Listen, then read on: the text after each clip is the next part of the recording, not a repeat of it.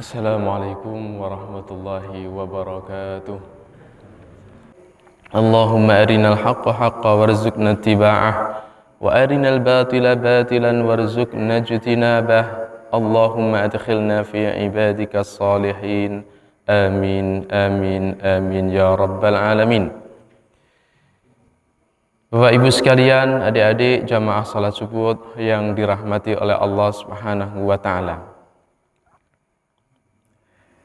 Kenapa para nabi dan rasul itu memiliki kelebihan daripada manusia biasa?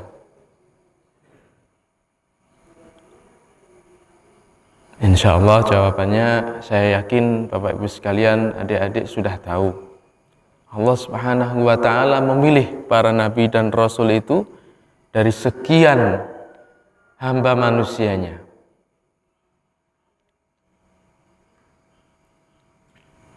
Di samping pilihan Allah Subhanahu wa taala kepada para nabi dan rasul untuk menjadi pembawa risalah suci dari langit untuk bumi, para nabi dan rasul itu memiliki tingkat keimanan yang tidak dimiliki oleh manusia biasa. Memiliki tingkat keimanan yang tidak dimiliki oleh manusia biasa.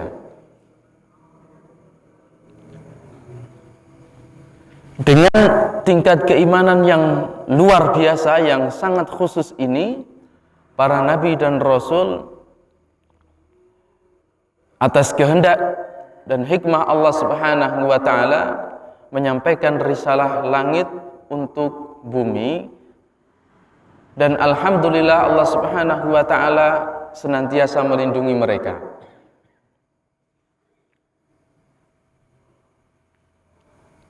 Dari Nabi Adam, Nabi Sis, Nabi Idris, Nabi Nuh, Hud, Saleh, Ibrahim, Lut, Ayub, sampai Nabi kita Nabi Muhammad sallallahu alaihi wasallam dengan kekuatan iman. Kenapa Bapak Ibu sekalian? Karena memang iman itu punya energi dan punya cahaya. Punya energi dan punya cahaya. Bagaimana Pak Sugeng? Manusia, kita, orang yang beriman khususnya, sangat lemah sekali di hadapan nafsunya diri sendiri, apalagi di hadapan bujuk rayu setan. Tanpa iman yang kuat, maka kita, manusia, akan sering dan mudah terjebak oleh bujuk rayu setan maupun nafsunya diri sendiri. Dari dalam internal diri sendiri mudah terjebak dengan keinginan hawa nafsunya sendiri. Dari luar apalagi dikuatkan dengan bujuk rayu setan. Nah, tanpa iman. Tetapi kalau iman kita kuat, dan kalau semakin kuat, maka nafsu dapat kita bendung, kemudian hasutan bujuk rayu setan dapat kita tepis. Di mana letak iman kita itu? Di dalam hati kita.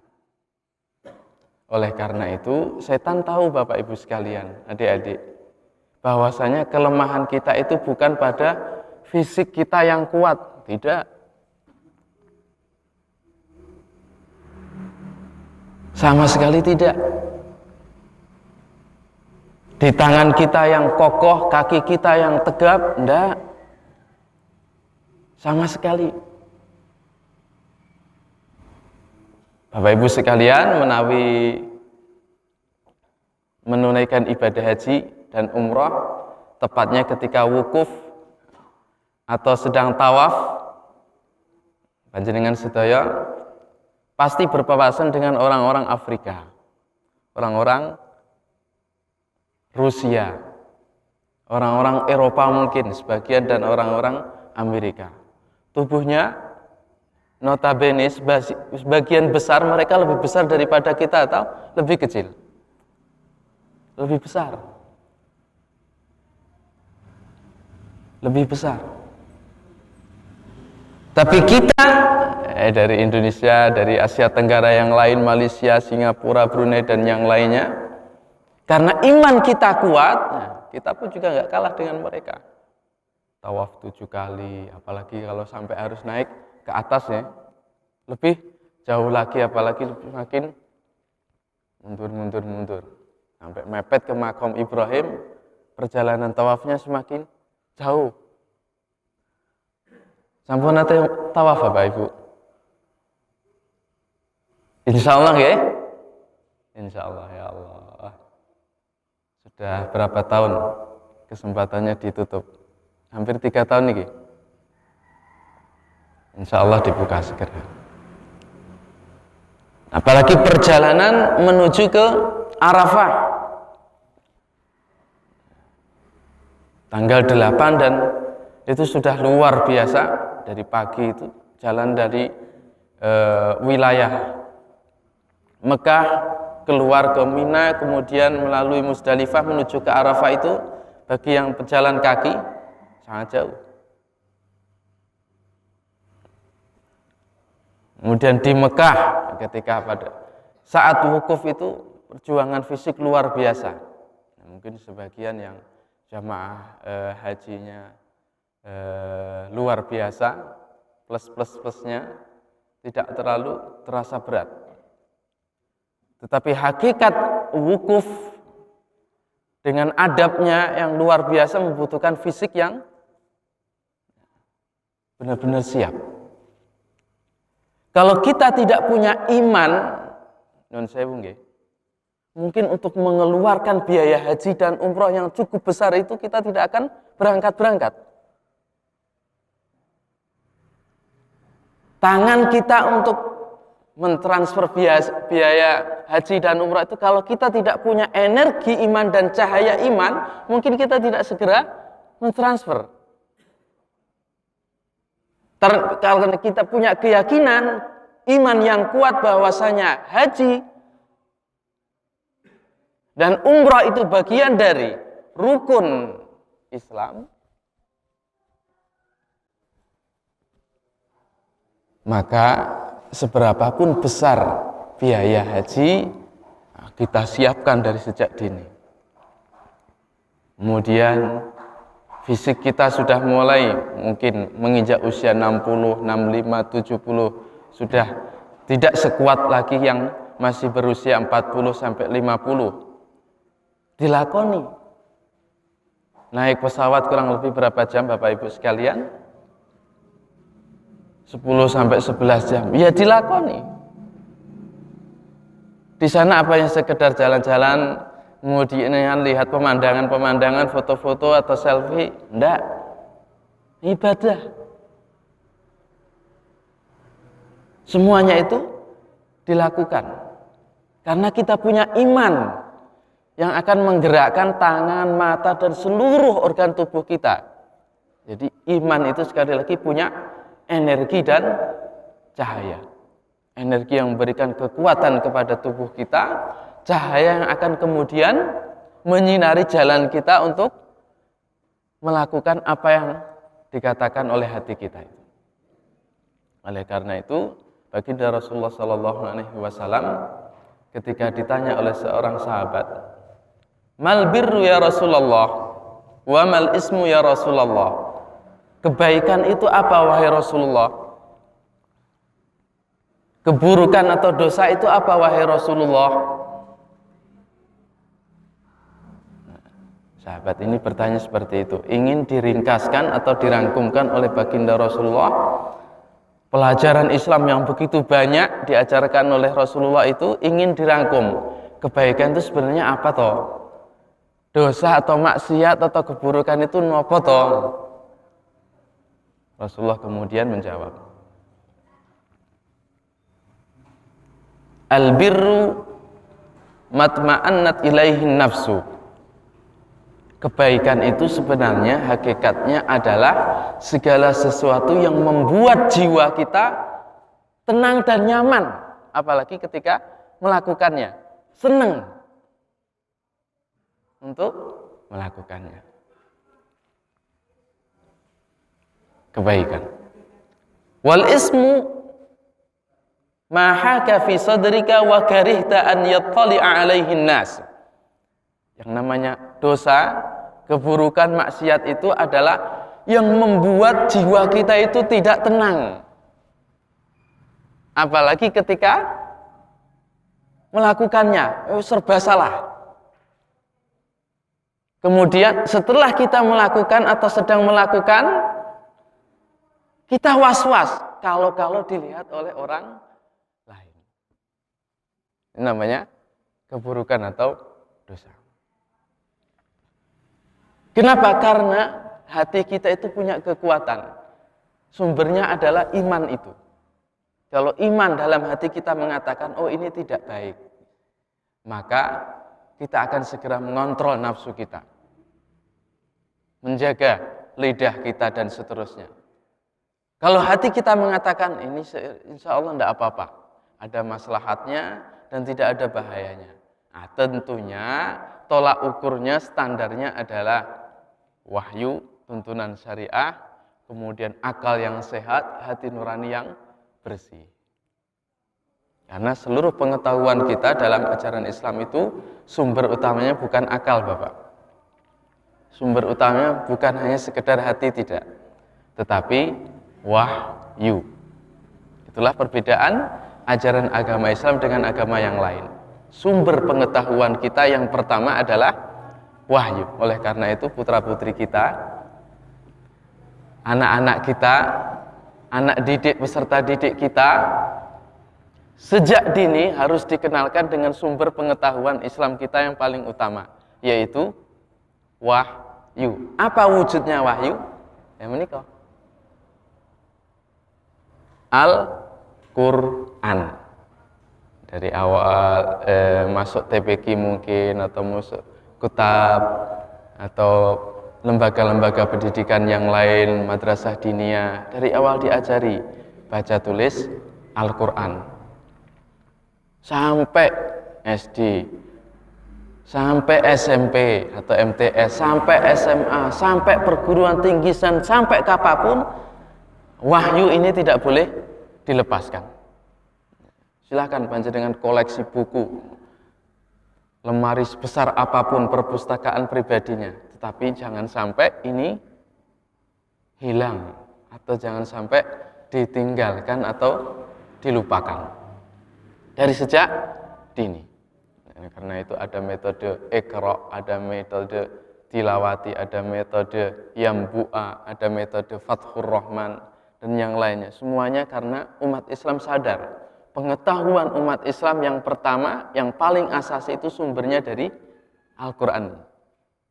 Kemudian Al-Quran ini diterjemahkan, dalam tanda kutip dijelaskan oleh baginda Rasulullah SAW melalui sunnah-sunnahnya yang berupa hadis-hadis secara lisan atau ucapan, yang berupa hadis-hadis fi'li atau perbuatan, yang berupa hadis-hadis takriri, ketetapan baginda Rasulullah SAW.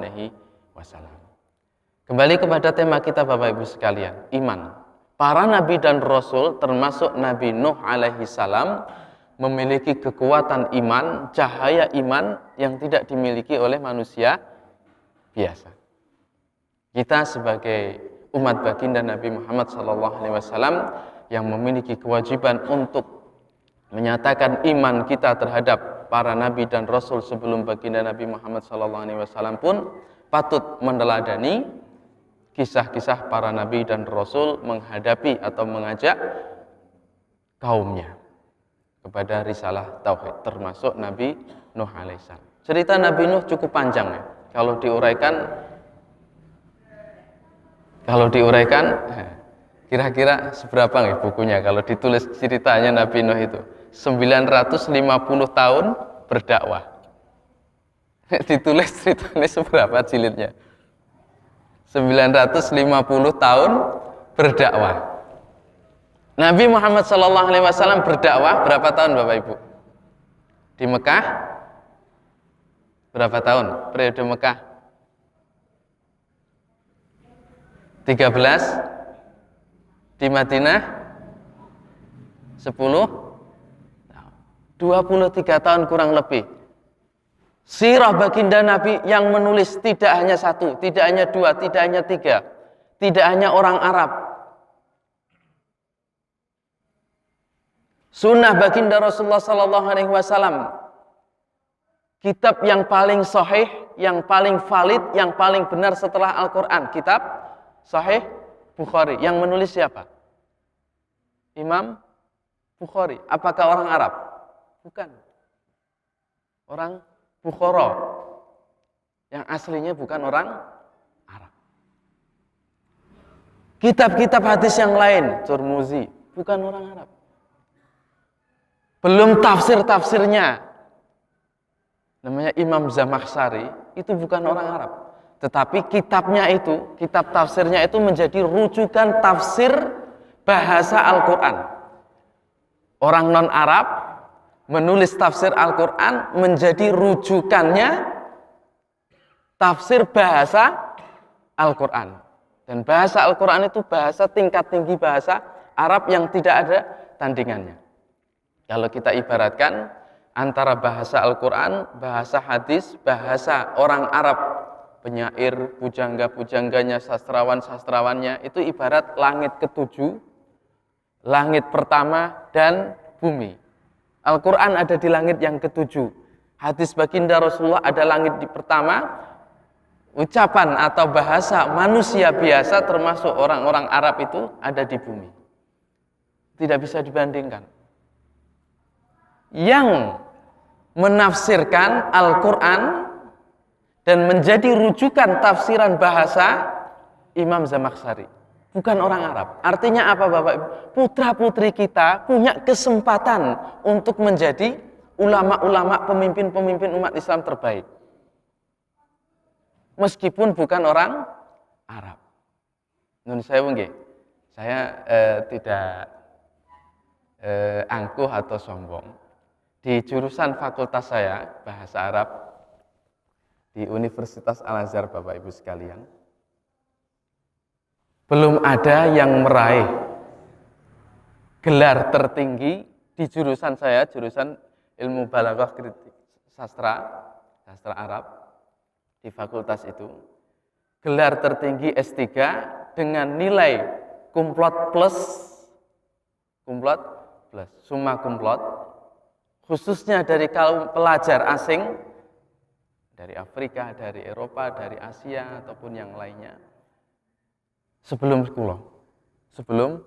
saya. Sebelum saya, 2 tahun sebelumnya, ada orang Cina menyelesaikan tesisnya dalam kurang lebih 1,5 tahun. Belum ada bahkan orang Arab yang menyelesaikan tesis tentang Sunan Abu Dawud dan mendapatkan gelar tertinggi di fakultas kami. Orang Cina, bahkan orang Arab pun, orang Mesir pun termasuk, belum ada yang bisa meraih gelar itu. Gelarnya kumlot plus cetak tesisnya, kemudian harus dipublikasikan ke seluruh universitas di Mesir. Teman kita dari Cina, Muslim Pak, luar biasa, menyelesaikan tesisnya dalam 1,5 tahun, sementara teman-teman yang lain menyelesaikan paling banter itu 3 tahun di Al-Azhar, Kairo. Karena batas minimal penulisan tesis itu 2 tahun, tidak boleh 2 tahun kurang, maka harus ditunda sidangnya. Jadi 1,5 tahun nganggur, karena sudah selesai tesisnya, baru setelah 2 tahun sidang munakosah. Orang Cina. Ternyata orang Cina itu tidak pinter dagang tok ya. Mengalahkan yang lain. Kekuatan energi dan cahaya iman para nabi dan rasul itu sekali lagi Bapak Ibu sekalian melebihi manusia biasa. Apalagi berbicara tentang ketawakalan mereka. Ketawakalan mereka. Nabi Nuh termasuk. Di surat Yunus Bapak Ibu sekalian ada 1, 2, 3 ayat saja yang menyebutkan luar biasa keimanan Nabi Nuh di hadapan tantangan kaumnya, di hadapan olok-olok, penghinaan, ejekan, permusuhan fisik kaumnya. Kalau bukan karena imannya yang sangat kuat dan sangat luar biasa, yakin Nabi Nuh tidak akan mampu menyelesaikan tugas menyiapkan kapal. Dan kapalnya itu jangan dibayangkan seperti kapal Nabi Nuh yang ada di ngalian nih. Kapal biasa, kayu, dirakit, dan rakitnya itu kalau kita menyebutnya paku, tapi jangan dibayangkan pakunya itu sebesar paku-paku dan sekuat paku yang ada sekarang, enggak. Kayu biasa, kemudian dirakit, dipasak gitu mawon. Kapalnya sederhana, meskipun cukup besar ukuran saat itu, tetapi sederhana. Hanya terdiri dari kayu-kayu yang dirakit, gitu saja. Menghadapi ombak yang besar, banjir bandang, badai, harus dinaiki oleh orang-orang yang beriman, yang kurang lebih 60-80 orang. Jadi kurang lebih dari 950 tahun berdakwah, yang beriman itu hanya 60-80 orang. Umat Nabi Muhammad SAW berdakwah hanya 23 tahun. Sekarang umat baginda Nabi kurang lebih berapa? Nikmat. Nabi Nuh 950 tahun berdakwah, yang beriman hanya nggak nyampe 100. Akhirnya kapal-kapalnya diisi oleh orang-orang sedikit yang beriman dari keluarganya, bahkan sebagian keluarganya ada yang tidak ikut karena tidak beriman. Kemudian diikuti masyarakatnya yang lain yang beriman, yang tidak sampai 100 orang itu diisi binatang-binatang mereka. Sedikit yang beriman. Namun demikian kekuatan dan cahaya iman Nabi Nuh melebihi manusia biasa. Meskipun diolok-olok, diludahi ketika membuat kapal, menyiapkan kapal itu, tetap dilaksanakan perintah Allah Subhanahu wa taala. Nah, kemudian di akhir-akhir kisah Nabi Nuh menjelang banjir itu datang, Nabi Nuh menantang kaumnya. Karena sudah luar biasa, 950 tahun mereka didakwai siang malam sendiri ataupun komunitas berjamaah bareng-bareng. Jawabannya hanya semakin sesat mereka, semakin menolak dan semakin memusuhi Nabi Nuh alaihi salam. Sekarang kita berdakwah Bapak Ibu sekalian, ceramah. Kalau yang hadir ini cuma 1 atau 2 atau 5 atau 10, nggak jadi ceramah. Nabi Nuh sekali lagi berdakwah, berceramah 950 tahun, followernya yang beriman kepadanya hanya tidak kurang dari 60-80 orang. Tidak lebih dari 100 orang. 950 tahun. Kita lihat coba seberapa kekuatan iman Nabi. Pelajaran-pelajaran sirah para nabi kita menyebutkan mukjizatnya Nabi Nuh itu adalah pembuatan kapal itu, nggih. Ada kelebihan yang sangat luar biasa yang dimiliki Nabi Nuh, yaitu tingkat keimanan dan ketawakalan yang tidak dimiliki oleh manusia biasa. Kemudian dengan tingkat ketawakalan yang luar biasa ini menantang kaumnya, dan kaumnya tidak ada yang berani. Para ahli tafsir tidak sependek saya pembacaan kami belum ada yang menyebutkan mukjizatnya Nabi Nuh tantangannya ini. Tantangannya ini. Ini mirip tantangannya Nabi Hud, Bapak Ibu sekalian. Nabi Hud itu mukjizatnya apa? Adik-adik yang belajar masih ingat Ustadz Khatib? Mukjizatnya Nabi Nuh, mukjizatnya Nabi Hud. Maaf. Apa kita? Karena setiap nabi dan rasul punya mukjizat. Ini jarang diungkap. Mukjizatnya Nabi Hud. Menantang kaumnya, semua kaumnya ditantang. Satu orang berdiri tegak. Silakan kalau kalian tetap mengancam, memusuhiku, silakan lakukan apa yang ingin kalian lakukan kepadaku. Mau membunuh, mau memukul, mau menyiksa, silakan. Semuanya ditantang oleh Nabi Hud. Tetapi tidak ada satupun yang berani dan berhasil menyentuh Nabi Hud. Itulah mukjizat Nabi Hud.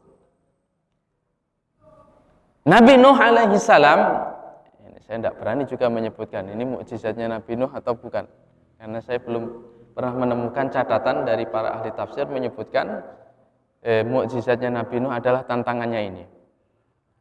وَاتْلُ عَلَيْهِمْ نَبَأَ نُوحٍ إِذْ قَالَ لِقَوْمِهِ يَا قَوْمِ إِنْ كَانَ كَبُرَ عَلَيْكُمْ مَقَامِي. Bacakan kepada mereka, wahai Muhammad, kepada kaummu itu cerita tentang Nabi Nuh. Naba itu cerita tetapi sangat luar biasa, tidak hanya sekedar cerita atau obrolan biasa. Seperti apa yang dimaksud? Cerita yang luar biasa itu. Idz qala liqaumihi, ketika Nabi Nuh berkata kepada kaumnya. Apa isi perkataannya? Ya qaumi, wahai kaumku. Ini adalah kelebihan lain dari para nabi dan rasul, Bapak Ibu sekalian. Seberapapun jauh dan seberapapun permusuhan kaumnya, seorang nabi tetap memanggil kaumnya itu dengan panggilan yang sangat lembut. Ya qaumi, wahai kaumku. Tetapi apa balasannya? Kaumnya yang masih menolak, memusuhi itu. Ya Nuh, hei Nuh. Ya Nuh, ya Hud, ya Ibrahim, ya Saleh. Itulah kaum. Tetapi para nabi dan rasul, betapapun mereka memusuhi para nabi dan rasul mereka tetap memanggil kaumnya, ya kaum. Ini adalah pelajaran bagi kita semuanya, Bapak Ibu sekalian. Ya, sebandel apapun putra-putri kita, mereka tetap anak-anak kita. Panggil dengan panggilan yang paling lembut, yang penuh dengan kasih sayang. Ya bunayya, wahai anakku yang aku kasihi. Ya waladi, wahai putraku. Ya beni, wahai anak kesayanganku. Panggil mereka dengan panggilan. Karena itu adalah awal mula. Kunci kita membuka pintu hati putra-putri kita. Panggil dengan panggilan yang penuh dengan kasih sayang. Ya, seperti panggilan Luqman ya kepadanya. Wa idz qala Luqmanu li ibnihi ya bunayya. Ya bunayya. Nabi Ibrahim juga demikian memanggil putranya Ismail ketika ingin menyampaikan mimpinya itu. Ya bunayya inni ara fil manam. Ya bunayya. Ini contoh tauladan dari para nabi.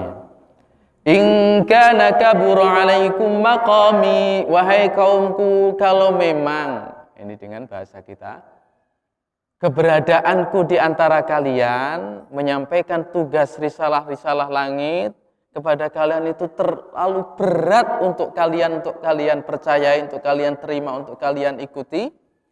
Kalau memang berat, kalian tidak mau menerimaku. Wa tadhkiri bi ayatillah, terlalu berat kalian mendengar setiap hari aku ngoceh ceramah kepada kalian, mengajak kepada kebenaran, mengingatkan ayat-ayat Allah. Fa'alallahi tawakkaltu, maka tidak ada jalan lain kecuali aku hanya bertawakal kepada Allah Subhanahu wa ta'ala.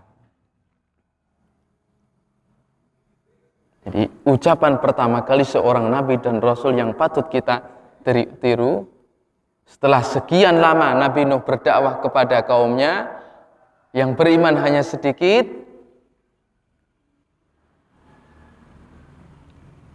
fa'alallahi tawakkaltu, hanya kepada Allah aku bertawakal. Itulah para nabi dan rasul. Nabi Yunus pernah diperingatkan oleh Allah Subhanahu wa taala ketika kaumnya tidak mau beriman. Nabi Yunus mutung, putus asa. Akhirnya ditinggalkan kaumnya itu, masyarakatnya itu. Ditinggal. Di tengah perjalanan Nabi Yunus diingatkan oleh Allah, jangan kau tinggalkan kaummu itu. Akhirnya kemudian Nabi Yunus ditegur oleh Allah, dimasukkan ke dalam perut ikan itu. Sampai kemudian kembali lagi kepada kaumnya dan alhamdulillah bisa melaksanakan dakwahnya kembali sebagai sebuah hikmah pelajaran untuk para nabi dan rasul setelahnya, termasuk Nabi Muhammad SAW ketika diusir oleh masyarakat Taif, wahai Muhammad, jangan kau tinggalkan kaummu itu. Jangan kau tinggalkan kaummu itu seperti halnya Nabi Yunus ketika meninggalkan kaumnya. Akhirnya kemudian Nabi Muhammad SAW berdoa, Allahumma hdi qaumi fa innahum la ya'lamun. Ya Allah, berilah hidayah untuk kaumku ini karena mereka belum tahu. Akhirnya ketika ditawari oleh malaikat Jibril dan malaikat-malaikat yang lain, Muhammad, kamu pengen 2 gunung yang membatasi wilayah Taif ini aku angkat, kemudian aku turunkan, jatuhkan kepada orang-orang Taif ini, aku akan laksanakan, kata malaikat Jibril. Karena sudah diizinkan oleh Allah demikian, katanya. Nabi Muhammad tidak, jangan. La'allallaha yukhriju min sulbihim man yu'minu bi. Barangkali di antara masyarakat Taif nanti yang saat ini menolakku, bahkan anak-anak ini mengusirku, melempariku. Bayangkan Bapak Ibu sekalian ya, seorang nabi berdakwah yang mengusir bukan orang tua, orang dewasa, tetapi anak-anak. Artinya apa? Dianggap orang gila. Betapa terhinanya, betapa sakitnya. Tetapi Nabi Muhammad SAW hanya bisa berdoa, barangkali di antara anak-anak keturunan mereka ada yang akan beriman kepada risalahku. Dan ternyata terbukti doa baginda Nabi Muhammad. Abu Jahal termasuk tokoh orang-orang Quraisy yang asal keturunannya dari Taif ini. Putranya siapa yang beriman? Ikrimah. Tidak hanya beriman, berjuang dan menjadi salah satu tokoh generasi sahabat yang terbaik. Kembali ke Nabi Nuh, Bapak Ibu sekalian. Fa'alallahi tawakkaltu. Aku bertawakal hanya kepada Allah. Apa bukti tawakalnya? Fa'ajmi'u amrakum. Silahkan kalian membuat rencana untuk membunuhku, mencelakaiku, atau apa saja silahkan kalian buat strategi, trik-trik, makar untuk menghentikan dakwahku ini. Wa syuraka'akum, kumpulkan semua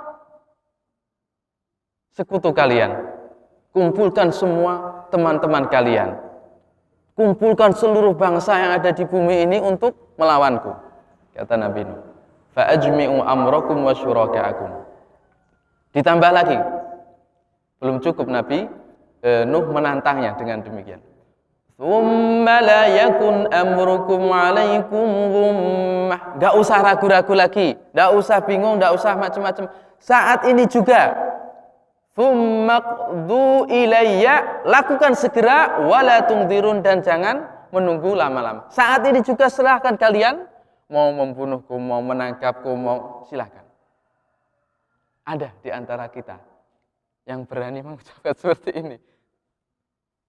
Kalau bukan iman dan tawakal tingkat tinggi yang luar biasa, tidak mungkin keluar dari mulut Nabi Nuh. Fa in tawallaitum, kalau kalian masih tetap ngeyel, keras kepala, menolak, tidak mau beriman kepadaku, fama sa'altukum min ajrin.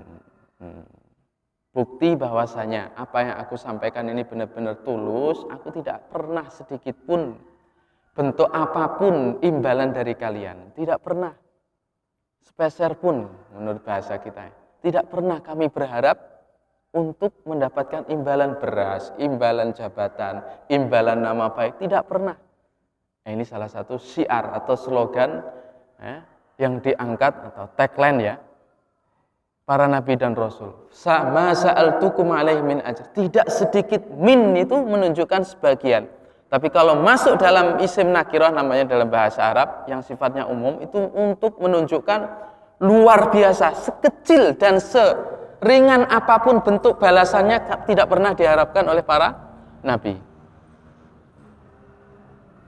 In ajriya illa Allah, seluruh upah atau imbalanku itu hanya pahala dari Allah. Dari Allah. Wa umirtu an akuna minal muslimin, dan aku hanya diperintahkan oleh Allah menjadi bagian dari kaum muslimin. Bapak Ibu sekalian, dalam ucapannya Nabi Nuh ini ada sebuah pelajaran. Risalah para nabi dan rasul, sejak rasul Nabi Nuh sampai Nabi Muhammad itu sama. Risalah para nabi itu semuanya sama. Risalah Islam namanya. Umatnya yang beriman disebut muslimin, mukminin. Jadi yang disebut muslim itu tidak hanya umat Nabi Muhammad saja. Umatnya Nabi Isa, kaum Hawariyin termasuk muslimin, mukminin. Umatnya Nabi Musa, muslimin, mukminin. Nabi Musa pernah berdoa, ya qaumi in kuntum amantum billah fa'alallahi tawakkalu in kuntum muslimin. Nabi Musa, in kuntum muslimin. Jadi risalahnya Nabi Muhammad Islam, orangnya muslim. Risalahnya Nabi Isa Islam, yang beriman disebut muslim, mukmin. Nabi Musa juga demikian, Nabi Ibrahim juga demikian, Nabi Nuh juga demikian. Semuanya muslim. Nah, lalu bagaimana Pak Sugeng? Bagaimana sampai terjadi perubahan risalahnya Nabi Isa? Nah itulah. Dan saya sedikit informasi. Di surat Yasin, Bapak Ibu sekalian, barangkali ada yang terbiasa membaca surat Yasin di malam Jumat. Di halaman pertama, setelah setengah halaman yang awal, di situ ada kisah wadrib lahum masalan ashabal qaryah. Ashabal qaryah itu yang dimaksud adalah penduduk Antakya di wilayah Turki dulu. Penduduk Antakya ini kaum paganisme, kaum musyrik yang didatangi oleh irja'ahal mursalun. Didatangi oleh utusan-utusan dari risalahnya Nabi Isa. Mereka adalah, barangkali ada yang masih kaget nanti. 3 orang ini, Yohana, Paulus, dan Sam'un. Ini disebutkan dalam kitab tafsir Al-Munir, Wahbah Zuhaili. 3 orang ini adalah Yohana, Paulus, Sam'un.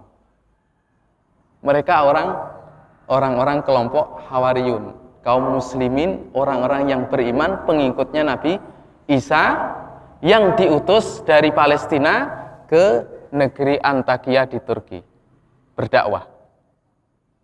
Jadi Paulus itu aslinya dalam literatur umat Islam, dalam tafsir, kelompok Hawariyun, orang Islam, Muslim yang ditugasi dari 3 orang ini, Yohana, Paulus, dan Sam'un ini.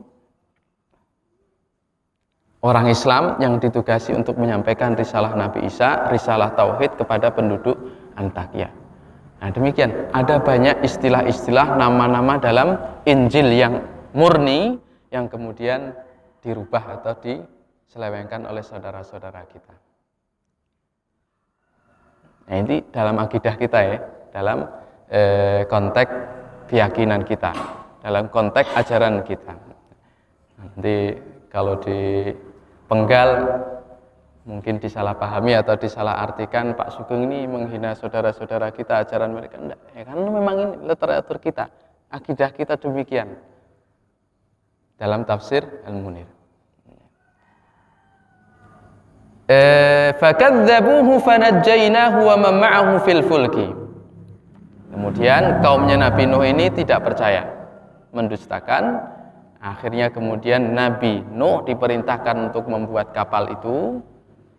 Fanajjaynahu wa man ma'ahu fil fulki. Kemudian kami selamatkan Nabi Nuh dan orang-orang yang beriman kepadanya di kapal itu. Waja'alnahum khalaifa. Kemudian kami jadikan mereka sebagai penerus generasi umat manusia. Khalifah itu penerus, meneruskan khilafah atau tugas untuk memakmurkan bumi ini. Wa aghraqna alladhina kadzdzabu biayatina. Bagaimana dengan orang-orang kafir, kaumnya Nabi Nuh, tenggelamkan. Di antara keistimewaannya Nabi Muhammad, Bapak Ibu sekalian, adalah adamu isti'sali qaumihi.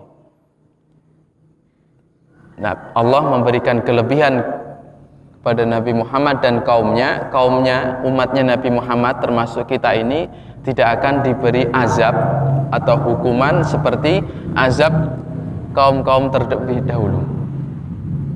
Zaman dahulu kalau sudah diazab langsung binasa. Yang selamat hanya orang-orang yang beriman. Sekarang enggak. Umatnya Nabi Muhammad ini diberi azab tetapi sebagian kecil. Diberi peringatan saja. Nanti yang lain diperintahkan untuk mengambil pelajaran dari peringatan Allah Subhanahu wa taala tersebut.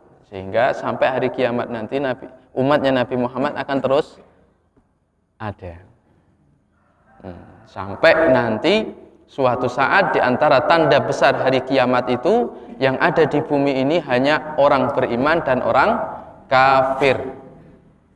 Orang beriman dan orang kafir. Orang beriman nanti akan dipanggil oleh Allah Subhanahu wa taala dengan angin semilir. Semua orang yang beriman akan dipanggil oleh Allah.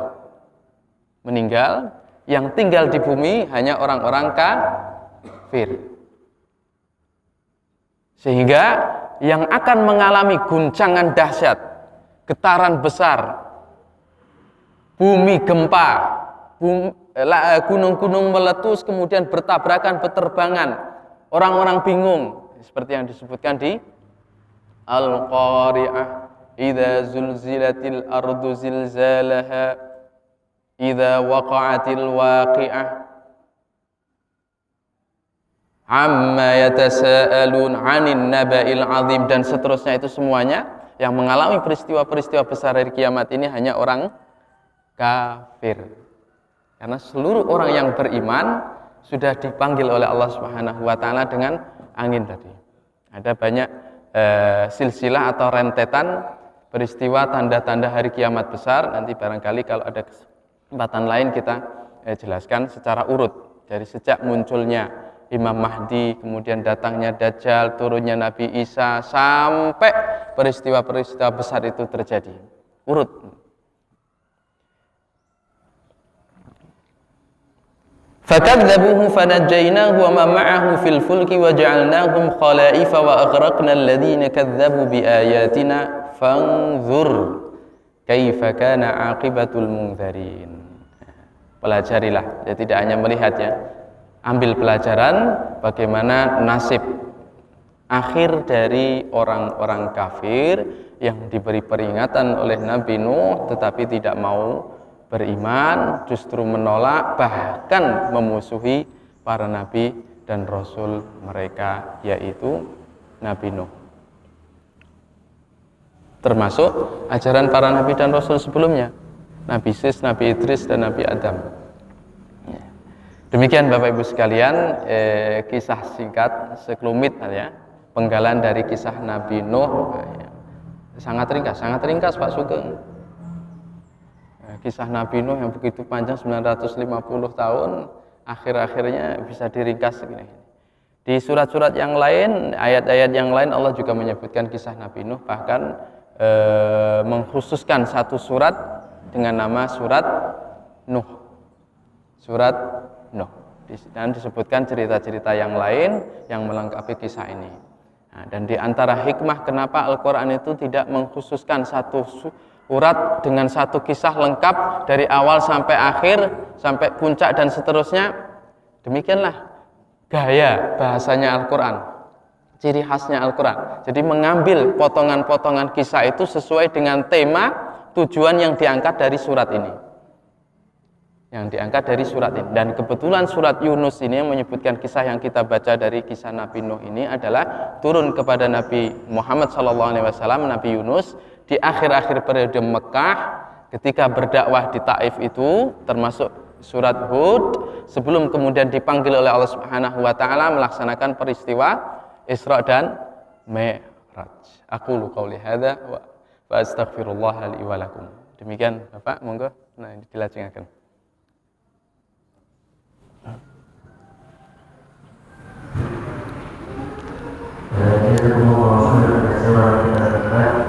Mungkin dari para jemaah yang ingin bertanya, silakan.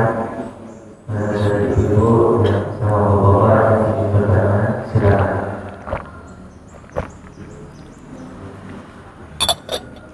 Alhamdulillah.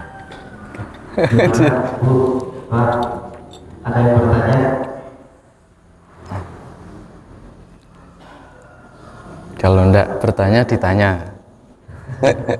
Kalau bertanya mungkin bertanya yang bertanya. Ya.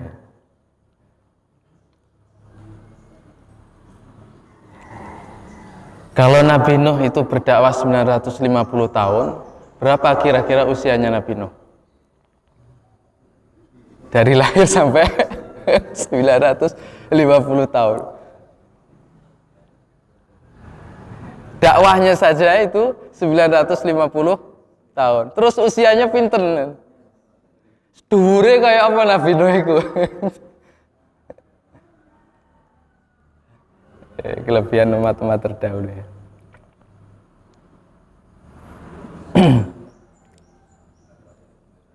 Ada salah satu dari keluarga Nabi Nuh itu putranya ya, yang tidak mau beriman. Nah, sinten asmane? Kan'an ya. Nah, jangan dijadikan nama putra-putri ya, Bu. Istrinya juga. Istri yang keberapa Pak Sugeng? Enggak tahu, pokoknya istrinya. Istrinya Nabi Nuh.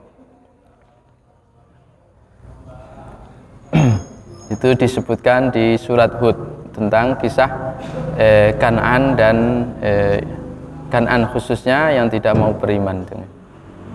Di surat Hud ayat 42 dan 43. Kapalnya sudah mau berjalan, banjir sudah mulai tinggi, Kan'an masih jauh. Diajak oleh sang ayahanda untuk naik kapal. Nabi Nuh yakin Allah akan menyelamatkan seluruh keluarganya, saking sayangnya kepada putra-putri dan keluarga. Tidak mau beriman masih disayangi Nabi Nuh. Karena sekali lagi memang luar biasa hubungan nasab dan keluarga itu. Bahkan Nabi Nuh seorang nabi pun hampir melupakan bahwasanya hubungan iman itu jauh lebih kuat daripada hubungan nasab.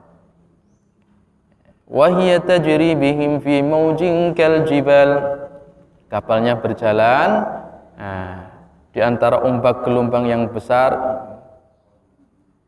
seperti gunung-gunung. Wa nada Nuhun. Saat itu Nabi Nuh memanggil putranya, ibnahu. Wa kana fi ma'zilin. Saat itu agak jauh putranya. Ya bunayya irkam ma'ana. Irkam ma'ana. Wahai anakku. Nabi Nuh sudah tahu kalau anaknya itu masih kufur, masih dipanggil dengan ya bunayya. Ini pelajaran bagi para ayah bunda ya. Seberapapun bandel putra putri kita masih anak kita. Jangan sampai mengeluarkan kata-kata kowe wis ora anakku. Sering enggak? Sering enggak? Sering ya? Ya, jangan sampai ada yang hadir di sini. Ya bunayyarkam ma'ana wa la takum ma'al kafirin. Nah, ikut kami. Jangan ikut orang-orang kafir, nanti tenggelam. Qala, kata Kan'an, sa'awi ila jabalin. Demikian Allah kalau sudah menghukum orang kafir. Pintu hatinya dikunci, ditutup. Jalan keselamatan sudah jelas, tetapi milih jalan kehancuran. Itulah orang kafir.